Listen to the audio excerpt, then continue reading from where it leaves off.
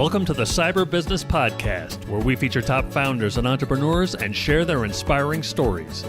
Now, let's get started with the show.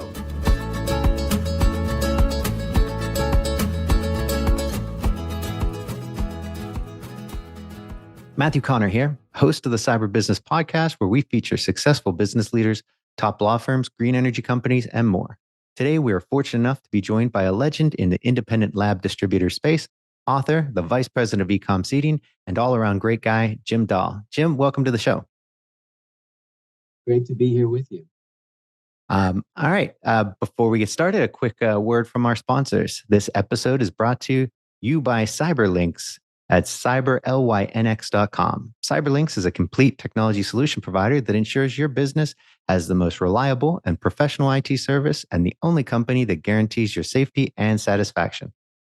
Hey, Jim, you're in the manufacturing biz, so I know you're familiar with this, but we have a client who does manufacturing for the government, and they came to us because they needed to meet the cybersecurity requirements to do business with the government.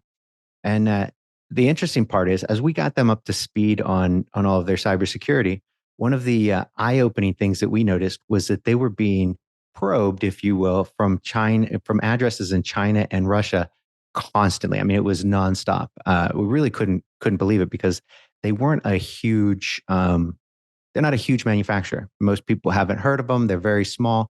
And yet, the attacks were just nonstop, which we wouldn't have seen until we kind of put this into place. But then as we continue to look for this in other small businesses, we noticed it's wildly prevalent, just how nonstop the probing is to look for vulnerabilities.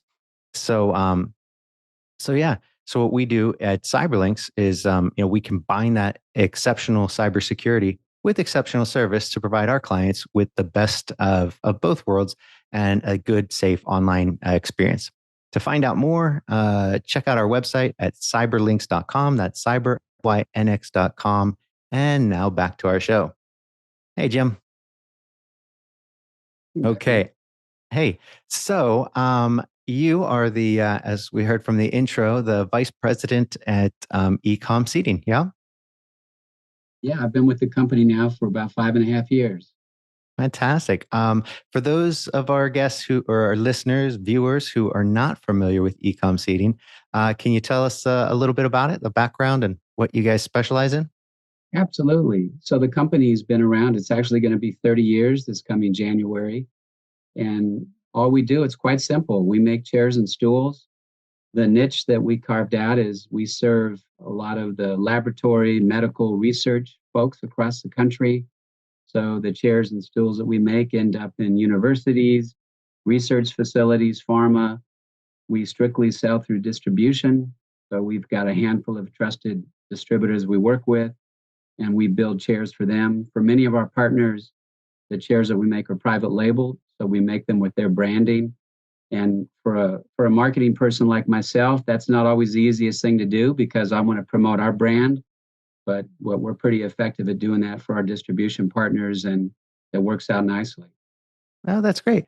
So now, do you guys? So if you've got I guess, would you call them a channel partner who? So they then go and they can sell these chairs to their clients, and do they put their branding on it, or do they go? Can they go even one step further and put their clients or their customers' branding on it?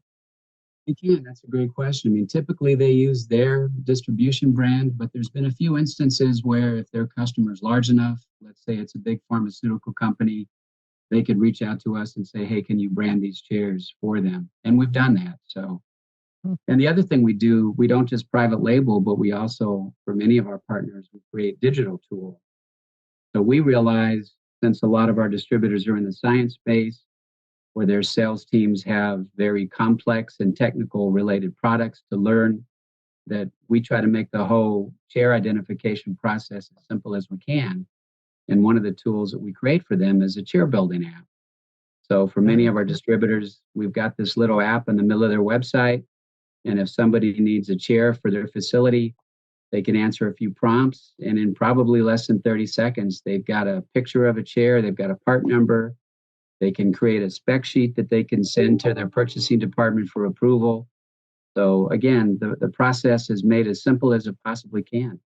No, that's great. I mean, so I would imagine not a lot of other businesses kind of go that far in that process, do they? I mean, that seems, yeah, seems That's like you're right. really going the extra mile there. Yeah, there's a couple of companies that have their version of an app, but Mm. the problem is you have to have some intelligence about that company and what they do. Whereas with our app, you can go in it not knowing a thing about our products. You know what you need, you answer the prompts, you can make changes as you go. And as you make a change, the picture of the chair changes, the part number changes. You can go through this as many times as you want. And at the end of the process, you've got exactly what it is you need. You don't have to know anything about it, but you've got the product. You can turn to your purchasing agent or your sales rep and say, hey, I'd like a quote on this chair. And it couldn't be cleaner and neater. Ah, that's Yeah, fantastic. That's great. So they just plug that into their existing website, and they can offer that to their customers right from their own website, huh? absolutely. We've Wow. also, we're always looking for ways to make this better if we can. And so we've also got a mobile device version of it too that's fully scalable. Oh, So nice. yeah, whether they've got a Apple phone or an Android device, they can download this app and their reps can use this in the field. It's got their branding on it, so they can sit there in a research facility and say, "Hey, let's build that chair that you need." And it's pretty Wow. swift. We're proud of it. Yeah, no doubt. No, that's slick. Yeah, I mean, yeah, you wouldn't expect that. I mean, you'd think that, oh, when I hear, about let's say a lab distributor, I'm thinking you got a catalog of products and you're flipping through and it's, just kind of old school. But this is that's some good cutting edge stuff right there. It is. The last few years, we've started working with more industrial distributors, but Mhm. historically, when the business was started, the niche that we carved out was research companies, scientific, medical companies. And so for those companies in particular, as I mentioned, those reps, they have catalogs this thick. So they've got hundreds, if not, millions of SKUs to worry about, thousands of vendors. So from day one, we've really focused on kind of dumbing down the process and make it as simple as possible. We like to think we're your chair experts, turn to us. We're going to give you tools and resources to make it so simple. That's great. And then on, let's say the order end of that, how do you guys handle that? I mean, do you not only white label, but are you also drop shipping as well, or do you generally send it to your channel partner? How's that usually go? Yeah, for the most part, the chairs are drop shipped. For some of the higher volume movers, with some of the industrial distributors, they do stock some of them, which is a nice feeling for us that some of the chairs and stools are so popular that they have to keep them in their big facility, and that's great. But Oh, we're flexible and we're easy to accommodate whatever makes sense for their business. But typically, I'd say probably 90% of the orders that we send out are drop shipped. wow. Oh, that's pretty cool. So they just get on there, build it. So let me ask you, if they're building a chair, to me, that sounds like you're going to have, I mean, just thousands of potential combinations of chairs. How do you guys deal with that? That seems like a lot to deal with, right? I mean, what is 1,000, 10,000 SKUs? That's something. Yeah, absolutely. So as it stands right now, believe it or not, there's 8,000 different SKUs that we could build for folks. And despite the fact that there's so many options, they're very configurable. So at our facility, we don't have the shelf stocked with completed chairs, but rather we've got all the component parts. And we kind of have a Burger King mentality that if you don't want a pickle on your burger, no pickle on your burger. So we wait for the orders to come in Love it. and we build the chairs exactly as their customer needs it. Hmm. And despite the fact that we operate that way, our typical lead times are, believe it or not, 3 to 4 days. And Wow. during these crazy COVID and post COVID days where everybody's used to, whether it's a supermarket or Best Buy, we hear supply chain issues, supply chain's broken. Not with us. I mean, we've been managing to keep this so process moving just like this all the way through. We were lucky to a degree because we had the foresight to build an additional structure connected to our facility, and we used that to completely house component parts. So while everybody else was backed up and waiting 6 months to get things in, we were overloaded with parts that have served us well. So over the last two Nice. years, we've had very few disruptions, and right now we treat every order like a quick ship. Yeah. So every single order we get, we process it quickly. And it's funny, people are conditioned to have us say it's going to be 8 weeks, it's going to be, Oh, 4 months.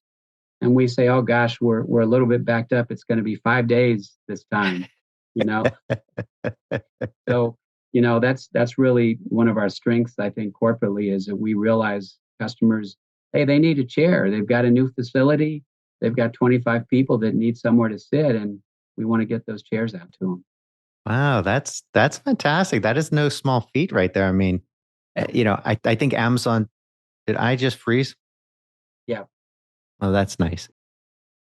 Okay. So yeah, I think Amazon has kind of conditioned people to this whole 2 day delivery thing. And so the expectations that people have, I mean, are just really hard to keep up with. So the fact that you guys are doing, I mean, 3, 4 days to do a custom order like that, I mean, that is wild. That's fantastic. Yeah, we're happy we can do it that way. There's been a few instances that are kind of funny whereby it's a new university lab and they've got kids ready to come to school. It's 3 days before. They've got 60 kids that don't have anything to sit on. And they reach out to one of our distributors. The distributor calls us and they fully expect us to say, sorry, you're out of luck. We'll do the best we can, but you'll get them in a couple of weeks. Instead, everybody stays late. They send a truck, and lo and behold, 2 days later, they've got the chairs and the kids have something to sit on. We can't do Wow. that every time, but we really aspire to get our products produced quickly, and for the most part, we succeed with that. That's really that's pretty spectacular. So you and I now we met about a year ago, just a little over a year ago, I think, Yeah, on a flight out of Tennessee, right? that's right. Um, and it's funny because on that flight you told me about ILDA and Mhm. invited me to join it. Can you tell the can you talk a little bit about what ILDA is and how and your history with them? Sure. Yeah, ILDA is a great organization that I've had the chance to see it grow over the years. I think I've been affiliated with it for probably close to 30 years now, and it stands for Independent Laboratory Distributors Association. And it's made up of not just distributors, but also the manufacturers, the vendors, if you will, that work with them. And I've been a member with different companies. I've seen the organization grow. I've watched them prosper, and it's really a great opportunity that you got to see firsthand, where you have the distributors of scientific products meet a couple of times a year with the manufacturers. They have a chance to build relationships. The distributors, is kind of neat to watch them work together to solve problems. If one of them is having issues, again, we'll go back to supply chain, getting their hands on a particular item. They can say, hey, have you worked out with these guys? Because this particular manufacturer, they've managed to solve the problems and they've got inventory. So it's really a great venue for us to get together. And also too, as many years as I've been in this industry, you have relationships, you've got friends, and it's always fun to get together and see these folks and compare notes. And I'm glad that you're part of it now. Yeah, no, I was really surprised by just how welcoming and friendly everybody was. I mean, it was kind of like being invited into a very friendly big family. I mean, everybody was really nice. They were very friendly, which I don't think that has not been my experience with most professional organizations. They're perfectly fine. Don't get me wrong, but there's something about the folks at ILDA that they they were just, I mean, it was great. It was like instant friends. It's really nice. Great group. I enjoyed it. I guess I got to go. You got me to go down and actually give a little talk on cybersecurity. So, or I think it was the dark web and stuff we talked about, and it was, yeah, great time. I think it was Sarasota, was that particular meeting. It's a shame I had to miss the Las Vegas meeting, but next meeting I should be there. Yeah, it's Well, a great group. it was funny because the first meeting we had post COVID, when we hadn't seen each other, I mean, nobody had been in the field for a couple of years. It was like people had a chance to see their grandmother or their father again, and there was hugs all around. So it just gives you an idea of the kind of closeness with this group. It's funny too because there'll be instances where there'll be three or four competitors that manufacture the same product, and yet they're even on friendly terms. So I think that speaks volumes about the collection of folks that attend the ILDA meetings. Yeah, and it's a pretty decent size now. I mean, it keeps growing, and I mean, they've got groups that are, these massive multi-billion-dollar, international groups, all the way down to very small. I think just a handful of employee type businesses. Mm-hmm. So yeah, cool collection of people there. I really enjoy being a member of that. It's nice. So thank you for inviting me in. That was Oh, very I welcome. We're appreciate it. glad to have you. Yeah. So let's see. I don't want to take up too much of your time, and but before we wrap things up, I want to give people a chance to kind of direct them more to your website. Where can they find out more about what you guys do? Thank you very much, Matthew. It's ecomseating.com. And again, we strictly work through distributors. We build industrial chairs and stools. And the company has products that are ergonomic, which means it doesn't matter whether you work in a warehouse or in a laboratory setting. We build chairs that are going to allow you to make the adjustments to be comfortable. And we kind of feature what we stress as easy ergonomics. You could spend $2,000 with a chair, and yet you need a manual to figure out how to raise it and lower it. With our chairs right out of the box, it's really clear how you adjust it, and there's plenty of things you can do to make it more comfortable. So, we really strive to give customers a product that enables them to sit comfortably, but they can do it very easily. No, that's fantastic. And Jim, so I know that you're an avid writer and reader. So my last question will be, Yeah. kind of a personal one, asking you if you have a book recommendation. It's something that you recommend people read. Oh gosh, I can't even give you one of those right now because what I've been occupying my time reading lately is screenplays. Since I write them myself, I enjoy if there's a movie that I really like, I want to go back and see how the screenwriter captured it on paper.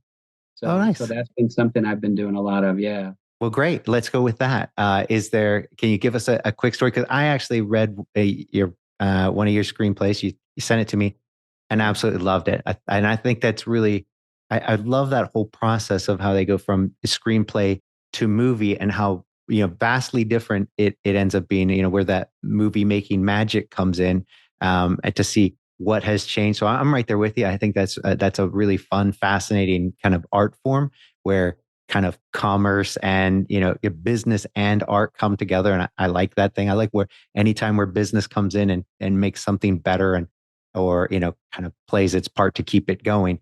So I'll ask you this then. We'll pivot from books to can you give us a screenplay where people could find it, of a movie that you liked, and kind of that whole how it was different, how it was the same kind of deal. So There's one that I read recently, and again, I enjoyed the movie first, so I wanted to go back and see how the story was described on paper. And it's a simple title. Nope.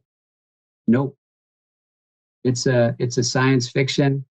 Jordan Peele, who's been mhm. really hot. He's had a number of films that have done very well at the box office. And I don't want to give away too much about the movie, but he had an interesting take on the whole idea about UFOs. And I was curious to see how he put this on paper, but interesting movie and interesting screenplay. I think it's enjoyable. Nice. And would you say it was a pretty close approximation between the two, or was there Yeah, it was very close. I mean, that's the funny thing too, is I've read some screenplays and it's like, oh my goodness, when they actually went to produce this film, they made wholesale changes. Yeah. And you'll see that sometimes if you notice in the big screen, it'll have 3 or 4 screenwriters or more. And that's usually a sign that there was lots of changes made, that the studio didn't like the version they had and they brought in another writer to take it to the next stage. Yeah. That's interesting. I didn't know that. Well, Jim, that's awesome. I'm going to go check that out. And I appreciate you being on the show today. And again, it's ecomseating.com where people can find out more about you guys. And again, thanks for being on the show, Jim. Hey, it's been a real pleasure, Matthew. Always good to see you. Thank you. Thanks. You too. Bye-bye. Okay. Thanks for listening to the Cyber Business Podcast. We'll see you again next time, and be sure to click subscribe to get future episodes.